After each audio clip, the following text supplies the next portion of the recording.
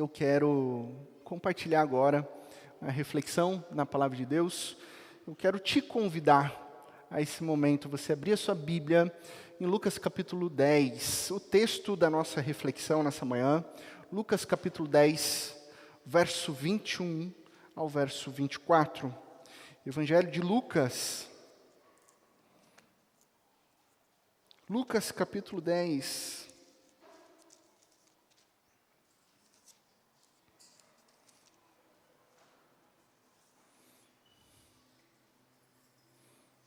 Lucas capítulo 10, verso 21 ao verso 24. Acompanhe comigo a leitura.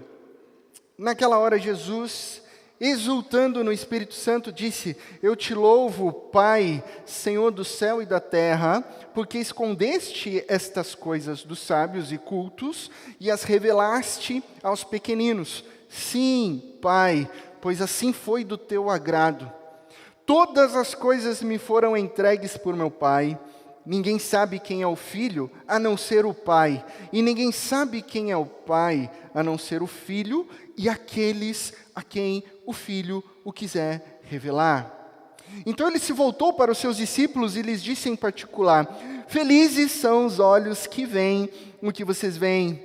Pois eu lhes digo que muitos profetas e reis desejaram ver o que vocês estão vendo, mas não viram. E ouvir o que vocês estão ouvindo, mas não ouviram. Vamos ter uma palavra de oração. Deus, Pai de amor, nós glorificamos o Teu nome, Teu santo e poderoso nome, por estarmos aqui nessa preciosa manhã, diante da Tua palavra. Ó Deus, e diante do poder revelador de Cristo Jesus, nós declaramos total dependência do soprar do Teu Santo Espírito sobre a vida de cada pessoa aqui, a começar em mim, para que através da Tua palavra, nós possamos ser edificados, transformados, moldados pela Tua graça, maravilhosa graça. Em Cristo Jesus que nós oramos. Amém e amém. Bom, muitos de vocês já sabem que eu gosto muito de criança, né? Sou meio crianceiro, gosto de fazer bagunça, criança, brincar, se divertir, e especialmente os bebezinhos, né? Afinal, quem aqui não gosta de bebezinho, né? Puxa, você olha para um bebezinho, você olha para um nenenzinho, você olha para a Laurinha, você já quebra todas as armaduras, né? E você já abre um sorriso. E é interessante a gente observar um bebê na dependência dos seus pais, um bebê que encontra segurança no colo da mãe, um bebê que está atento ao olhar do pai, que está descobrindo o mundo, que está vendo as coisas, que está descobrindo a própria voz, que está levando tudo à boca, enfim, né? Eu gosto também de carregar crianças, a minha esposa sempre fala assim: toma cuidado, não chega pegando o neném, pergunta sempre para a mãe, né? Ela sempre fala assim: pergunta primeiro, porque às vezes eu vou empolgada, aí a minha esposa me segura e fala assim: ok, mamãe, posso carregar? Ok, eu carrego. E, enfim, é uma fase assim, espetacular essa primeira infância. Por quê? Porque essa pequena vida, ela está descobrindo o mundo, ela está aprendendo sobre a vida. E aí você pensa por um instante num bebê de 1 aninho, como a Laurinha e a Catarina ali, aprendendo, já está engatinhando, se mexendo, treinando, né? Já quer andar direto, né? Já quer andar direto. Está aprendendo a se locomover, está se arrastando, está se segurando, tenta levantar, cai, levanta. Você consegue imaginar essa situação? Aí esse neném está tentando se levantar e tentando caminhar, de repente seja um adulto, qualquer que seja, olha para aquele bebê e diz: olha para mim, eu já sei andar. Um adulto, olhando para uma criança falando: eu já sei andar. Aí você pensa assim: nossa, que adulto sem noção, que coisa estranha. Pois bem, esse é um exemplo do que significa a essência da arrogância. A arrogância conduz a uma certa cegueira, a uma cegueira que impede de enxergar a realidade das coisas. Então, as coisas são ocultadas daqueles que deveriam saber, ou que fingem saber, mas que estão cegos perante a arrogância. O bebê que está assim, pequenino, aprendendo a andar, sabe mais sobre a realidade da vida do que esse adulto que se coloca diante da criança e fala: olha para mim, eu já sei andar. Por quê? Porque esse adulto se esqueceu de como ele chegou até ali. Ele se esqueceu de que ele aprendeu a andar. Ele se esqueceu de todo o desenvolvimento, de como ele chega até aquela fase. Então, por que eu estou dizendo isso? Porque o texto que nós lemos começa oferecendo ao nosso coração uma concepção maravilhosa a respeito de Cristo Jesus aqui. Jesus, ele está exultando, e essa expressão grega, exultar, é se encher de alegria, e ele se enche de alegria no Espírito. E aí você faz uma pergunta: mas por que Jesus está tão alegre no Espírito? Porque enquanto os arrogantes permanecem numa cegueira induzida pelo pecado, Deus conecta a participação em seu reino através de uma condição que estava ao alcance dos pequeninos. Dos pequeninos. E se ele estava falando com os discípulos, pequeninos aqui não é somente sobre idade, mas sim sobre aqueles que se colocam em humildade e humildade de coração. É claro que essa relação dos pequeninos com as crianças tem um link interessante, porque toda criança tem essa humildade de aprendizado, tem essa dependência, tem esse coração um pouco mais ingênuo e livre. E por isso Jesus disse: olha, é sobre os pequeninos, é aqueles que se colocam em humildade de coração. E eu acho fantástico que a grande verdade de Deus é entregue aos pequeninos. Não é entregue aos que acham que sabem de tudo. Não é entregue aos sábios. E isso alegra o coração do próprio Jesus. Os pequeninos sabem quem é Jesus. Os pequeninos sabem que Jesus é suficiente para a vida deles. Os sábios, os cultos, os grandes, os religiosos, em busca de uma sabedoria, seja ela secular, seja ela filosófica, não conhecem a Deus. Não sabem quem é Deus. Os religiosos aqui do texto bíblico, os líderes eclesiásticos, em busca de uma ortodoxia, mas sem ortopraxia, ou seja, sem a prática de vida, sem viver as palavras de Cristo Jesus, não sabem quem é Jesus.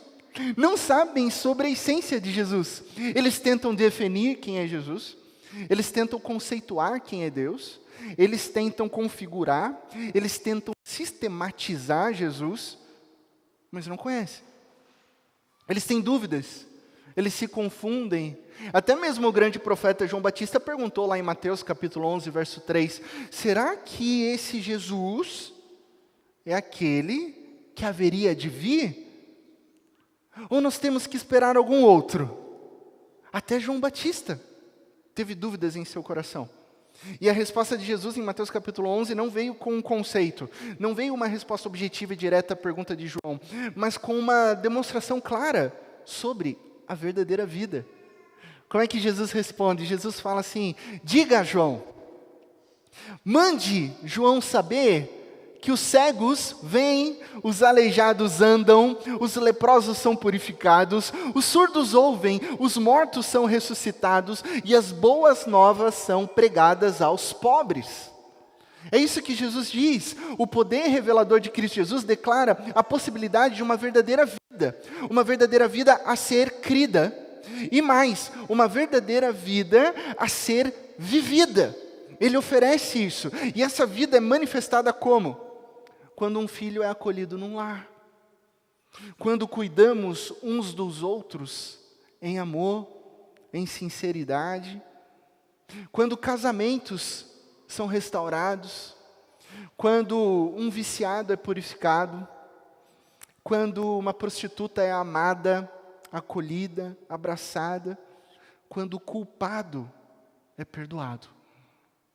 É na prática dos princípios e valores de Cristo Jesus. E os pequeninos sabem disso, porque eles nunca foram os primeiros, eles nunca foram prioridade na sociedade, eles sempre foram rejeitados, eles sempre foram marginalizados, eles sempre foram excluídos, Logo, quando Jesus oferece uma nova vida, eles recebem com gratidão. Eles falam, é possível isso? E Jesus diz, eu estou oferecendo. Então eu quero viver. É isso que arde no coração. Então o poder revelador de Cristo Jesus mostra o mistério de um funcionamento da vida. Onde o reino de Deus é totalmente invertido, né? Onde o funcionamento de vida que Jesus oferece não é o mesmo funcionamento de vida que o mundo oferece. E o poder revelador de Cristo Jesus também mostra que isso é possível porque Ele é um com o Pai. Observe o verso 22. Nós temos uma declaração incrível. Inclusive essa declaração, ela é no Evangelho de João, o centro da mensagem do Evangelho. Ninguém sabe quem é o Filho a não ser o Pai. E ninguém sabe quem é o Pai a não ser o Filho. Se nós lermos até aqui, ninguém sabe quem é o Filho a não ser o Pai, e ninguém sabe quem é o Pai a não ser o Filho, nós não teríamos como conhecer a Deus, né? Seria um círculo fechado, onde o Filho conhece o Pai conhece o Filho, mas e quanto a nós? Só que o verso não termina aqui. Acompanhe comigo, ele diz o seguinte: e aqueles a quem o Filho quiser revelar. O poder revelador de Cristo mostra que Ele é um com o Pai. Jesus é unicamente o Filho de Deus. Ele é um com o Pai e Ele revela isso a nós. Ele revela isso aos pequeninos. O que isso significa para as nossas vidas em 2022? Que estar em Deus significa crer e conhecer a Jesus.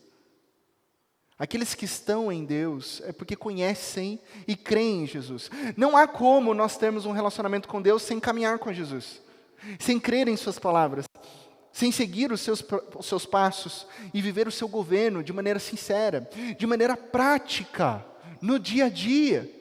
Conhecer Jesus, honrar Jesus, viver o governo de Jesus. Porque é esse Jesus que revela o Pai, o Filho que é enviado para nos salvar. E aqui entra o foco, o centro da grande história misteriosa do mundo. O centro de toda a história da humanidade, do início ao fim, está na cruz de Cristo Jesus. Sem a cruz de Jesus não faz sentido nenhuma vida. O próprio Deus envia o seu Filho, que se fez carne e viveu entre nós. E o interessante é que Jesus, Ele se encarnou sabendo quem Ele era. O Filho de Deus. Ele se encarnou tendo autoridade, segundo o texto que nós lemos, sobre todas as coisas. E Ele tem autoridade sobre todas as coisas. Ainda assim, tendo autoridade sobre tudo, ainda assim, sendo Ele o próprio Deus, Ele não considerou que o ser igual a Deus era algo a que Ele devia se apegar. Mas Ele veio como um servo, obediente, e foi obediente até a cruz. Sabendo quem Ele era, tendo autoridade, Ele entrega a sua própria vida. Por quê? Por amor. Por amor aos pobres. Por amor aos necessitados. Por compaixão às viúvas. Por compaixão aos órfãos. Por amor aos desesperançados. E também aos sábios. Por amor aos cultos. Por graça aos poderosos. Por amor aos fortes. Para todos. Para oferecer uma nova realidade de vida. E qual é essa nova realidade de vida? Uma vida simples, uma vida segura, uma vida com sentido, uma vida com liberdade, uma vida livre, mas ao mesmo tempo uma vida com responsabilidade. Ela é livre para seguir a Jesus, ela é livre do pecado, mas ela tem compromisso com os valores de Cristo Jesus. Então Jesus, Ele veio para virar o mundo de ponta cabeça. Quando Ele afirma o quê? Que Ele tem toda a autoridade, que Ele é um com Deus Pai e que Ele oferece uma nova vida. Aí no verso 23 e 24, Jesus diz aos seus discípulos: felizes são os olhos que veem o que vocês veem. Ou algumas traduções, bem-aventurados. Essa expressão bem-aventurados, que é traduzido muitas vezes para felizes, do grego, makairos, felizes, bem-aventurados, ela tem um significado a partir do hebraico, que significa colocar-se em marcha. Felizes são aqueles que estão marchando. Felizes aqueles que estão caminhando. Felizes são aqueles que são do caminho de Cristo Jesus. Então felizes serão vocês que veem o que vocês veem. Pois eu digo, versículo 24, que muitos profetas, muitos reis desejaram ver o que vocês estão vendo, mas eles não viram. E ouviram o que vocês estão ouvindo, mas eles não ouviram. Então, o poder revelador de Cristo mostra o mistério do funcionamento da vida. O poder revelador de Cristo mostra que Ele é um com o Pai. E o poder revelador de Cristo nos ensina a experimentar o reino de Deus aqui, agora. Aqui, agora, nós estamos vendo, nós estamos ouvindo, nós estamos diante da presença de Jesus, nós vamos celebrar a ceia com Cristo Jesus, nós temos a palavra de Deus aqui, é possível experimentar o reino agora. Agora, essa é a grande mensagem de Jesus. Veja que Jesus Cristo diz aos discípulos como viver em bem-aventurança, como viver em felicidade. Mantenham os olhos em Jesus. Mantenha os olhos em Cristo, aquele que revela um reino acessível e disponível aqui para mim e para você. É claro que muitos sábios e poderosos não conseguem enxergar a realidade do reino, porque eles escondem o reino, eles ofuscam o reino com arrogância. Assim como naquele exemplo de um adulto que passa até vergonha diante de uma criança. Está vendo? Olha, eu já sei andar. E não percebe que aquela criança está aprendendo. Não percebe que aquela criança tem mais conceitos sobre a vida. É assim que a arrogância faz conosco. Nos cega. A ponto de não vermos o reino de Deus. Por isso essa bem-aventurança é dirigida particularmente aos pequeninos. Aos discípulos de Jesus. Só é possível viver o reino dos céus se recebermos o reino de Deus como os pequeninos. Sim, como criancinhas. Sim, como pessoas dependentes de Deus. Sim, com coração humilde. Sim, com coração livre. Sim, com dependência do poder revelador de Jesus. Crianças na primeira infância, elas confiam totalmente no pai. Elas confiam totalmente na mãe. Elas não perguntam, elas são humildes, elas são sinceras, elas encontram segurança, conforto e dependência. E é isso que Jesus está nos ensinando. Felizes são os olhos que veem o que vocês veem. Nem todo mundo enxerga a mesma coisa. Jesus está falando, felizes são vocês, porque nem todo mundo está conseguindo ver. A maioria vê o mundo a partir do ressentimento. A maioria das pessoas vê o mundo, a sociedade, a partir do ódio. A maioria das pessoas vê o mundo através do rancor, através da vingança, através da ansiedade, porque essas pessoas estão cegas pelo pecado. Só que Jesus é dissonante. É interessante, né? Que Jesus, ele muda as coisas. Jesus inverte. Jesus, alguns teólogos dizem que Jesus é estranho. Jesus é excêntrico. As pessoas estão falando uma coisa e Jesus fala outra. As pessoas querem revidar e Jesus oferece outra face. As pessoas querem estabelecer regras, Jesus diz que Ele é manso, humilde de coração e que o caminho é a graça. As pessoas querem fazer algo por merecer, Jesus oferece a própria vida. Jesus não se encaixa nesse mundo. Já perceberam? Jesus não se encaixa nesse mundo. E por que Jesus não se encaixa nesse mundo? Porque Ele mesmo disse na sua oração, os discípulos não são desse mundo, como eu também não sou.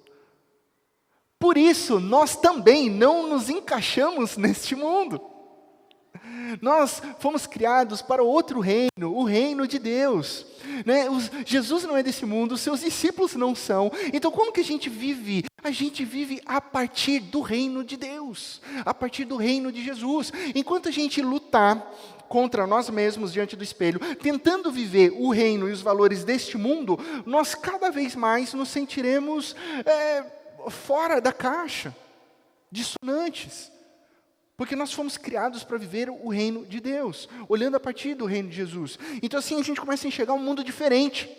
A gente começa a enxergar as coisas, as cores, os sons, as pessoas, os relacionamentos, a ética, a sociedade, a partir do reino de Deus, onde Ele já estabeleceu a paz.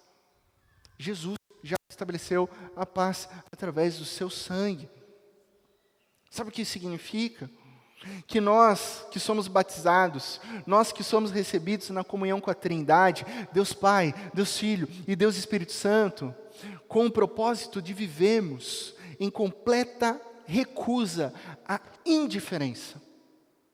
Nós somos chamados a vivermos recusando o caminho do ódio, o caminho do medo, para sermos agentes do reino de Deus, onde a missão é proclamar paz, é viver em amor, é desenvolver um coração grato, ser generoso e oferecer perdão, porque Ele nos perdoou primeiro.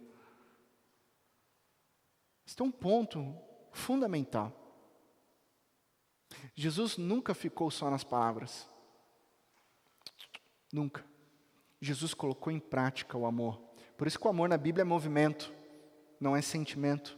É ato de mover-se, fundamentado no sentimento, um sentimento que leva a um movimento. Então Jesus coloca em prática a cura, Jesus coloca em prática a transformação, Jesus coloca em prática o poder renovador da vida eterna. Então quando João Batista ficou com aquela dúvida a respeito de Jesus, Jesus apenas disse: veja o que eu estou fazendo, veja o que eu estou operando, veja como eu estou caminhando, veja como eu estou me relacionando, veja que por onde eu passo, eu acolho os excluídos, eu curo os oprimidos e eu incluo no reino de Deus os pequeninos. E aí é fascinante pensar que se Jesus faz tudo isso, nós temos um grupo de ex-cegos, ex-aleijados, ex-surdos, ex-leprosos, ex-cobradores de impostos, ex-prostitutas, ex-mortos. E aí Jesus forma um grupão de ex. Consegue imaginar isso? Um grupão de Jesus? Ex-leproso, ex-prostituta, ex-cobrador de imposto, ex-ladrão. Ex. Esse é um prefixo comum, né, no nosso vocabulário, né? Ao mesmo tempo é um prefixo tão cruel, porque é um prefixo que define as pessoas, né? Define as relações. Para que a gente usa a palavra ex? Já parou para pensar? Sempre de uma maneira pejorativa. Ex-marido, ex-esposa, ex-namorada, ex-drogado, ex-viciada. É um prefixo que vem do antepassado grego, também um prefixo, ek. E esse ek significa a ideia de fora, manter fora, colocar para fora. Aí nasce esse prefixo, né? Você mantém para fora. Por isso que o grupo de ex, neste mundo, é comumente nomeado de excluídos. Esses são os ex, excluídos. Eles são colocados para fora. Eles são mantidos para fora. Eles não são bem-vindos para a sociedade, mas não para Jesus. Não para Jesus. Não para o reino de Jesus. Pois no reino de Jesus, e é isso que ele está falando, todos os ex são, por meio do poder de Cristo Jesus, não mais excluídos, mas incluídos. Incluídos. Jesus confronta todo o sistema de poder desse mundo, incluindo os excluídos em seu reino. É isso que Jesus faz. É isso que alegra o coração de Cristo Jesus no Espírito Santo. Porque essa verdade do reino que inclui, essa verdade do reino que acolhe, essa verdade do reino que abraça, essa verdade do reino que transforma, que perdoa e que possibilita uma nova vida, essa verdade foi revelada aos humildes de coração, aos que foram oprimidos, aos que se sentiam excluídos, a eles foi revelado. E eles entenderam. E aí, para e pensa nisso. Se por algum acaso você se vê hoje como ex alguma coisa, Se você foi definido nesse mundo, ao longo dos anos, como sendo ex-algo, se você sofreu ao longo da sua vida, se sentindo sempre a excluída, ou o excluído, saiba que Jesus está aqui nessa manhã, dizendo que para Ele, você está incluído, incluída no reino de Deus. Essa é a mensagem de Jesus. Ele cura traumas, Ele transforma vidas, Ele perdoa pessoas, Ele inclui no seu reino, pois o reino dEle é revelado aos pequeninos e pequeninas, humildes de coração. Em Jesus você não é mais um ex, em Jesus você é parte da família de Deus. Em Jesus você não é mais o excluído, você é filho, você é filha, amado e amada por Deus. Olhe para a cruz. Olhe para Jesus. É isso que ele diz. E para nós aqui nessa manhã, Jesus continua dizendo, continue olhando para a cruz, continuem olhando para mim, porque muitos profetas, eu acho fantástico isso, muitos profetas, muitos reis, desejavam ver o que vocês estão vendo, mas não viram, e ouviram o que vocês estão ouvindo, mas não ouviram. Olha que privilégio.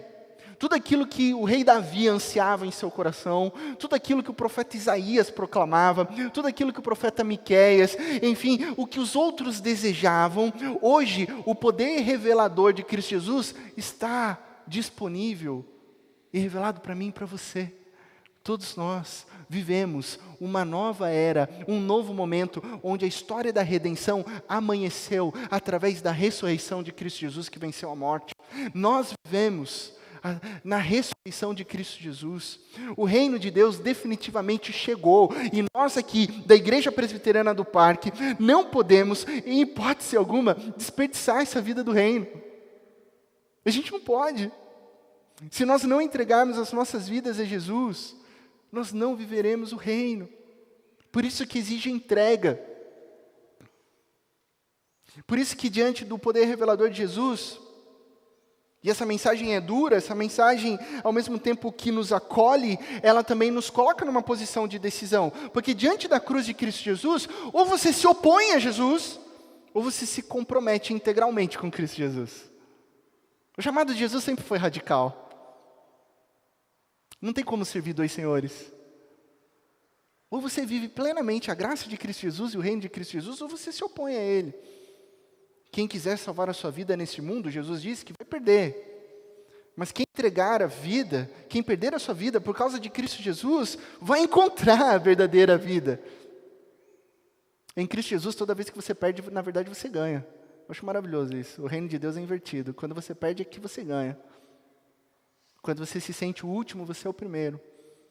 Quando você acha que você é incluído por aquele que realmente te ama.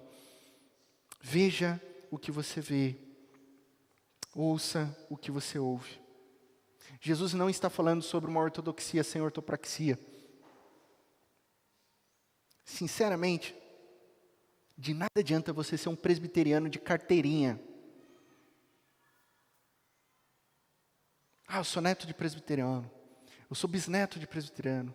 O meu tataravô foi batizado. O meu tio-avô foi primo, sobrinho neto do Simonton, que veio da... Não adianta nada. Que veio plantar a igreja presbiteriana, mas não adianta nada. Se você não viver isso. É praxis, é vida. É seguir a Jesus. Jesus está falando sobre isso. Eu estou oferecendo uma nova realidade de vida. Viva essa nova realidade de vida. Viva a realidade de Jesus. Aonde, pastor? Aonde que a gente vive essa realidade? Aqui, agora, na igreja local, nas suas conversas locais, na sua caminhada no parque, com seus amigos, com seus vizinhos, na contribuição local, no seu serviço local, no compartilhar dos cálices aqui da igreja, nas formas locais de sermos fiéis, alegres e que compartilhamos o poder revelador de Cristo Jesus. Porque o propósito da vida é viver o reino. Experimentar a vida que Jesus oferece. Viver em compromisso com a missão de Jesus. E praticar as boas novas do Evangelho. Jesus nos chama. Jesus revela o seu poder para que a gente o conheça. E ao conhecer Jesus, nós conhecemos a Deus. E assim nós podemos viver hoje, aqui e agora, em gratidão e em ações, sabendo como Deus é e como Ele age poderosamente nas nossas vidas. Essa é a nossa fé, essa é a nossa certeza. Nós somos filhos e filhas, pequeninos e pequeninas, amados por Deus. Isso é tudo que nós somos. Que a gente possa ver, ouvir e viver a realidade do reino a partir do que nós vemos e do que nós ouvimos na cruz de Cristo Jesus. Aquele que morreu por mim, por você e ressuscitou, está vivo aqui falando aos nossos corações. Amém? Que Deus te abençoe na mais absoluta certeza de que em Cristo Jesus todas as coisas ficarão bem. Nesse momento